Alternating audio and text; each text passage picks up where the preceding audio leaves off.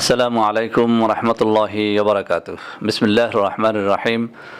আলহামদুলিল্লাহি রাব্বিল আলামিন ওয়াল আকিবাতু লিল মুত্তাকিন ওয়াসসালাতু ওয়াসসালামু আলা নাবিয়্যিহি মুহাম্মাদিন ওয়া আলিহি ওয়া আসহাবিহি আজমাইন। আম্মা বাদ। সম্মানিত দিনদার ভাই বোনেরা, আজকে আমার কিছু যুবক বন্ধুদের বিশেষ রিকোয়েস্টে এই ভিডিওটা তৈরি করতে হচ্ছে। বন্ধুরা, আমার চ্যানেলে যত ধরনের ভিডিও আছে তার মধ্যে নারী পুরুষের যৌন সমস্যাবলীর সমাধানমূলক যে ভিডিওগুলো রয়েছে সেগুলো সব থেকে বেশি ভিউ হয়েছে। এর মাধ্যমে আমি একটা বিষয় সুস্পষ্ট যে আমার এই চ্যানেলের 2 লক্ষ সাবস্ক্রাইবারের অধিকাংশ সাবস্ক্রাইবারই যুবক অথবা যুবতী, অর্থাৎ তারা মধ্যবয়স্ক এবং তাদের সবার কম বেশি যৌন সমস্যা রয়েছে। বন্ধুরা আমি একটা কথা বলি, মূলত আমাদের দেশে যৌন রোগীর সংখ্যা কিন্তু কম। বাস্তব অর্থেই যৌন রোগী নেই বললেই চলে, কিন্তু মানসিক রোগীর সংখ্যা হচ্ছে লাখ লাখ কোটি কোটি। এটি আমি এই কারণে বলি, যার আদৌ কোনো যৌন সমস্যা নেই সেও কিন্তু বারবার ফোন করতে থাকে, স্যার আমার এই সমস্যা, স্যার আমার ওই সমস্যা। এমনকি মেয়েরা পর্যন্ত ফোন করে, স্যার আমার এই সমস্যা।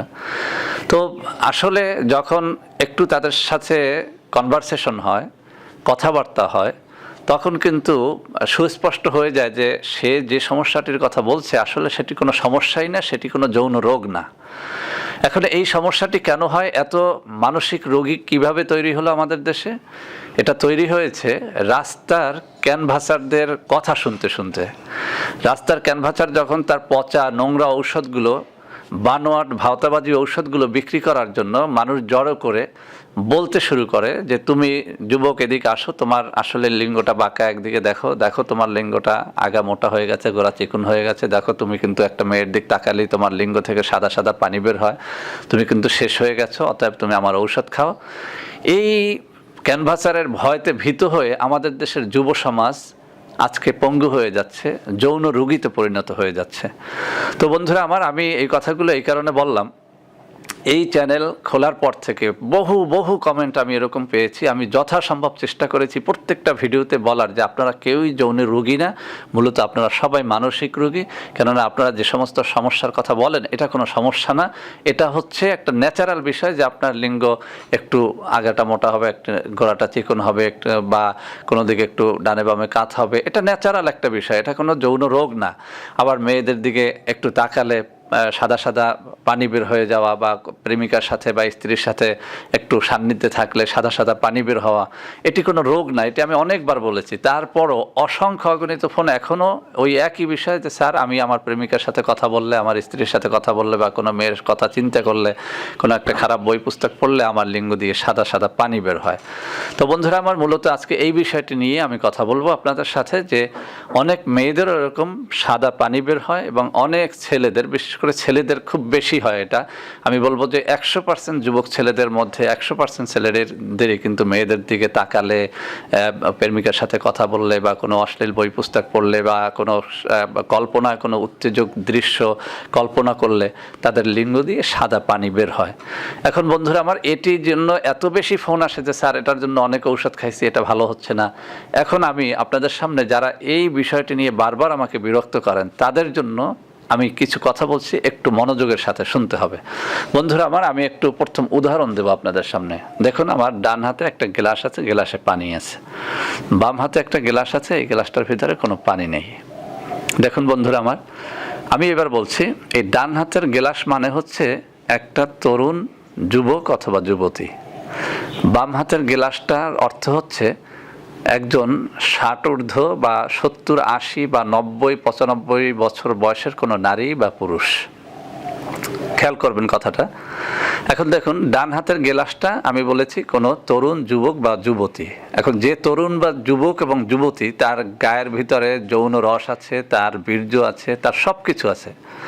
আর যে 80 বছরের বৃদ্ধ বা বৃদ্ধা, তার দেহের ভিতরে কিন্তু এখন এই যে যৌন রসটা শেষ হয়ে গেছে, তার বীর্য শেষ হয়ে গেছে, সে এখন কিন্তু একদম অকেজো হয়ে গেছে, একরকম কোনো মতে সে বেঁচে আছে। আর যে 18-20 বছরের যুবক বা যুবতী বা 18 বা 35 বা 40 এখনও শেষ হয়নি, তার গায়ের ভিতরে কিন্তু বীর্যটা, কামরসটা, এই পানি যেভাবে এভাবে নড়ছে ঠিক এইভাবেই নড়তে থাকে।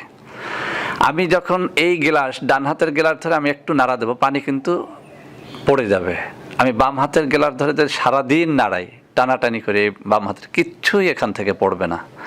ঠিক একটা যুবক বা যুবতী, তার দেহের ভিতরে কামরস, যৌবন রস, বীর্য টকবক করতে থাকে, এরকম পানির মতো টকবক করতে থাকে।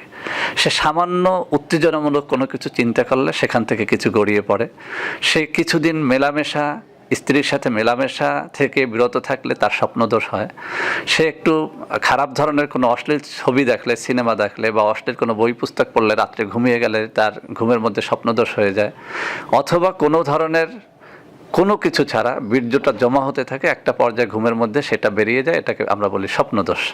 কিন্তু এই বাম হাতের গ্লাসের কোনো স্বপ্নদোষ নাই। এই বাম হাতের গ্লাসের কিন্তু কোনো ধরনের মেয়ের কথা চিন্তা করলে তার দেহ থেকে কিছুই বের হবে না, কারণ এটা একটা খালি গ্লাস, কিচ্ছু নেই এর মধ্যে। ডান হাতের গ্লাস সামান্য কম্পনে এই পানিটা উত্তেজিত হবে, এই সামান্য কম্পনের নিচে একটু তাপ দিলে এটা ফুটতে শুরু করবে, কিন্তু বাম হাতের গ্লাসের কিছুই হবে না। এখন আপনারাই বলেন, এই বাম হাতের গ্লাস সুস্থ নাকি ডান হাতের গ্লাসটা সুস্থ? 100% এই ডান হাতের গ্লাসটাই হচ্ছে সুস্থ। আর সুস্থ বলেই এটার ভিতরে রস আছে, যৌন রস আছে, বীর্য আছে, এটা নাড়া দিলে পানি পড়বে, এটা সুস্থ বলেই এটা হবে। আর এই গ্লাসটা অসুস্থ, এটি বৃদ্ধ অথবা বৃদ্ধা, এর ভিতরে যৌন রস নেই, এর ভিতরে পানি নেই, কিছু নেই, এটা একটা খালি অসুস্থ গ্লাস। এটাকে আমি সারাদিন এরকম ঢেলে দিলেও কিচ্ছু পড়বে না, কিন্তু এই গ্লাস থেকে সব কিছুই পড়বে। এখন আমরা যেটা বলি, আমাদের ক্যানভাসাররা, এই মানে আমি বলবো কি, এই ভাওতাবাজ ভণ্ডরা আমাদের যুবক যুবতীদের বোঝায় যে দেখো, তুমি যে ঘুমালেই তোমার স্বপ্নদোষ হয়, অথবা তুমি কোনো মেয়ের কথা চিন্তা করলেই যে তোমার এই লিঙ্গ থেকে সাদা পানির মতো বের হয়ে আসে, তুমি একেবারে শেষ হয়ে গেছো, তুমি হস্তমৈথুন করে করে শেষ হয়ে গেছো, তোমার এখন ঔষধ খেতে হবে। আর বাস্তব কথা, খোদার কসম দিয়ে বলছি, এই যে মেয়েদের কথা চিন্তা করলে সাদা সাদা পানি বের হয়, এটি হচ্ছে অসুস্থতার কোনো লক্ষণ না, এটি হচ্ছে সুস্থতার লক্ষণ। আপনি যে সুস্থ আছেন সেটার লক্ষণ। আমি প্রায় সময় বলি যে ট্যাঙ্কির ভিতরে পানি আছে, সেই ট্যাঙ্কি থেকে পানি কখনো কখনো একটু চাপ হলে সেই ট্যাঙ্কি থেকে পানি গড়িয়ে পড়ে, কিন্তু যে ট্যাঙ্কি খালি, যার ভিতরে পানি নিয়ে সেই ট্যাঙ্কি সারাদিন নাড়াচাড়া করলে সেখান থেকে কিছুই পড়বে না। অতএব ট্যাঙ্কি ভালো থাকা মানে ট্যাঙ্কিতে পানি থাকা। এই গ্লাসে যেভাবে পানি আছে, এই গ্লাসে পানি নেই, এই গ্লাসে পানি আছে, এর অর্থ হচ্ছে এই গ্লাসটা সুস্থ আছে। অতএব বন্ধুরা আমার, যাদের দেহ থেকে পানি বের হয়, একটু মেয়েদের কথা চিন্তা করলেই পানি বের হয়, প্রেমিকার সাথে কথা বললেই পানি বের হয়, অশ্লীল বই পুস্তক পড়লেই পানি বের হয়, কোনো কিছু কল্পনা করলেই পানি বের হয়, এর অর্থ হচ্ছে আপনি এই পৃথিবীর মধ্যে যত জোয়ান মানুষ আছে, যুবক মানুষ আছে, সুস্থ মানুষ আছে, তার মধ্যে আপনিও একজন। অতএব আপনি হচ্ছেন পৃথিবীর মধ্যে সবথেকে সুস্থ দেহের অধিকারী একটা মানুষ। আপনার স্বপ্নদোষ হয়, এর অর্থ আপনার দেহে বীর্য সঠিক মাত্রায় উৎপাদন হয়। এখন যদি আপনি এই জিনিসটাকে কমিয়ে ফেলতে চান যে কোনোভাবেই যেন স্বপ্নদোষ হতে পারে না, তাহলে কি করতে হবে? আপনাকে এমন কোনো মেডিসিন দিতে হবে যাতে আপনার বীর্যটা একদম টেনে যায়, আপনার বীর্যটা একদম শেষ হয়ে যায়। আপনি বলেন, এখন আপনার এই বীর্যটা শেষ করে দেওয়া, এটা কি কোনো সুস্থ ডাক্তারের জন্য, কোনো সুস্থ ডাক্তার এটি করবে? কোনো ভালো মানুষ এটি করবে? আপনিও যদি জানতেন যে আপনার বীর্যটাকে শেষ করে দিয়ে আপনার স্বপ্নদোষটা বন্ধ করার মধ্যে কত ক্ষতি, তাহলে আপনি কোনো দিন, আপনাকে 1 কোটি টাকা দিলেও আপনি ঔষধ খাইতেন না। আপনি যদি জানতেন যে মেয়েদের দিক তাকালেই যে পানিটা বের হয়, বা অশ্লীল বই পুস্তক পড়লেই যে পানিটা বের হয়, এই পানিটা জোর করে বন্ধ করার কোনো মেডিসিন খেয়ে যদি কেউ বন্ধ করে, এর মাধ্যমে যে ক্ষতিটা হয় আপনার দেহের, আপনি সারা জীবনের জন্য পঙ্গু হয়ে যান, এইটা যদি আপনি বুঝতেন, তাহলে আপনাকে আমি লক্ষ টাকা দিলেও আপনি এই পানি বের হওয়া বন্ধ করার জন্য কোনো ঔষধ খেতেন না। পানি অবশ্যই বন্ধ করা যায়, কিন্তু সেটি যদি বন্ধ করতে যান, আপনি অকেজো হয়ে যাবেন। এই গ্লাসের পানি আছে, সুস্থ আছে, এই গ্লাসের পানি আমি ঢেলে দিতে পারি, এই গ্লাসের পানি আমি আগুনে টকবক করে ফুটিয়ে এই পানিটাকে একদম শেষ করে দিতে পারি, কিন্তু এই গ্লাসের জন্য এটা মারাত্মক ক্ষতির কারণ। এটি এই গ্লাসের জন্য মারাত্মক ক্ষতির কারণ। এটি মানে পানিটা থাকাই হচ্ছে এর ন্যাচারাল বৈশিষ্ট্য। এটি যখন থাকবে না সেটি হচ্ছে এই গ্লাসের জন্য সবথেকে ক্ষতির কারণ। তো বন্ধুরা আমার, আজকে আমি আমার নিজের লাইফ থেকে একটা ছোট্ট ঘটনা বলেই শেষ করে দিচ্ছি। আমি বলবো অবশ্যই এই পানি বন্ধ করার একটা ঔষধ দিব, আপনি খাবেন না খাবেন সেটি আপনার ইচ্ছা। আমি যখন সম্ভবত অষ্টম বা নবম শ্রেণীতে পড়ি, তখনও আমার এরকম হতো, একটা মেয়ের সাথে একটু সময় কথা বললে অথবা কোনো একটা খারাপ কিছু চিন্তা করলে এরকম পানি আমারও বের হতো। তো আমি এটা নিয়ে খুব বেশি চিন্তা করতাম, অনেক বেশি চিন্তা করতাম, কি অবস্থা এরকম। তো বন্ধুর সাথে সব কথাই বলে, আমি আমার এক চাচাতো ভাইয়ের সাথে আমার সব কথা বললাম। সে বললো যে হ্যাঁ আমারও তো এরকম বের হয়। তা আমি বললাম যে তুমি এটা কেমনে বন্ধ করছো? বললো যে আমি এক কবিরাজের কাছে গেছি, সে আমাকে একটা ঔষধ দিয়েছে, এই ঔষধটা যখন আমি খেয়েছি, একটা ন্যাচারাল একটা ঔষধ, এটার মধ্যে কোনো ক্ষতি নেই, এটা যখন খেয়েছি আমার এটা বন্ধ হয়ে গেছে। তো আমি বললাম কি ঔষধ? সে বললো যে বেলপাতা। দৈনিক সকালে 2টা বেলপাতা রস করে খেতে হবে, সন্ধ্যায় 2টো বেলপাতা রস করে খেতে হবে, তাহলে লিঙ্গ থেকে আর মেয়েদের দিকে তাকালে বা কথাবার্তা বললে আর পানি বের হবে না। তো আমিও গাছ থেকে বেলপাতা এনে বাস 1 দিন 2 দিন খেলাম। একটু কবি সাহিত্যিক টাইপের ছিলাম আমি ছোটোবেলা থেকে, তো খাতার ভিতরে 2 লাইন একটা কবিতা লিখলাম, বেলপাতা খেলে পড়ে যৌবন ঢলে পড়ে। আবার শুনুন কি লিখছিলাম, আমার এখনও মনে আছে। বেলপাতা খেলাম 2 দিন, এরপরে কবিতা লিখলাম, বেলপাতা খেলে পড়ে যৌবন ঢলে পড়ে।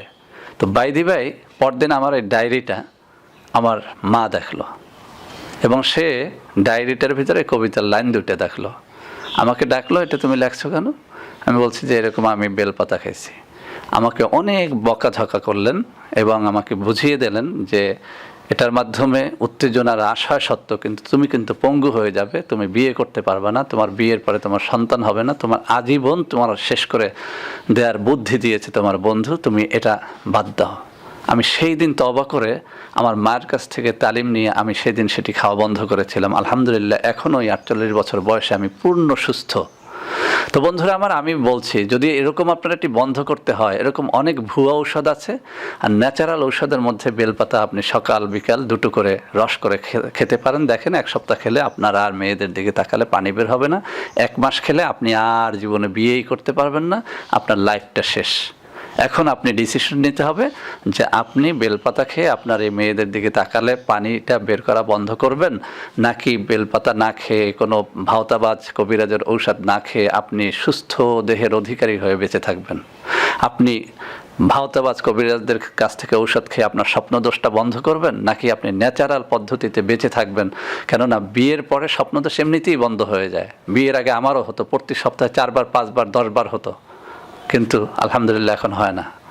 অতএব আমি সকলকে বলছি ন্যাচারাল পদ্ধতির দিকে আগান, ন্যাচারাল কিছু খান, বীর্যটাকে গাঢ় করার জন্য অনেক খাদ্য তালিকা দেওয়া আছে আমার এই চ্যানেলের মধ্যে, অনেক ভিডিওতে, সেগুলো খান। ন্যাচারাল খাবার খেয়ে আপনার দেহটাকে হৃষ্টপুষ্ট করুন, সমস্যাগুলো সারার চেষ্টা করেন। আর ওই যে পানি বের হয় একটু একটু, এটি আপনার সুস্থতার লক্ষণ। এটি মেয়েদেরও অনেক সময় উত্তেজনার কারণে বের হয়, অনেক মেয়েরাও ফোন করে যে স্যার এটি থেকে বাঁচার উপায় কি? কোনো বাঁচার উপায় দরকার নেই মাগো, এটি তোমার বয়সের কারণে হয়। তোমার বয়স যখন, তুমি যখন 80 বছরের বৃদ্ধা রমণীতে পরিণত হবে, তখন আর পানি বের হবে না। অতএব বন্ধুরা আমার, যেসব যুবক যুবতীরা এই বিষয়টি জানতে চেয়েছেন, আমি আমার ঈমান, আমার আল্লাহকে সাক্ষী রেখে বলছি, যা বাস্তব সেটাই বললাম। আপনারা এই জন্য কোনো ধরনের ঔষধ খাবেন না, ইনশাআল্লাহ বয়সের সাথে সাথে সব ঠিক হয়ে যাবে। এবং এখন আপনাদের এই জোয়ানি কালটা চলার কারণেই এই সমস্যাগুলো দেখা যায়। এটা আসলে কোনো সমস্যা না, এটি আপনার জোয়ানির লক্ষণ। আপনি যে যুবক, আপনি যে যুবতী, সেই লক্ষণ। আল্লাহ হাফেজ বন্ধুরা আমার। ভিডিওটি ভালো লাগলে অবশ্যই বন্ধু বান্ধবদের মধ্যে শেয়ার করবেন, লাইক করবেন, কমেন্ট করবেন, আমাদের চ্যানেলটিকে ভালোবেসে সাবস্ক্রাইব করবেন। আল্লাহ হাফেজ। আসসালামু আলাইকুম ওয়া রাহমাতুল্লাহি ওয়া বারাকাতুহু।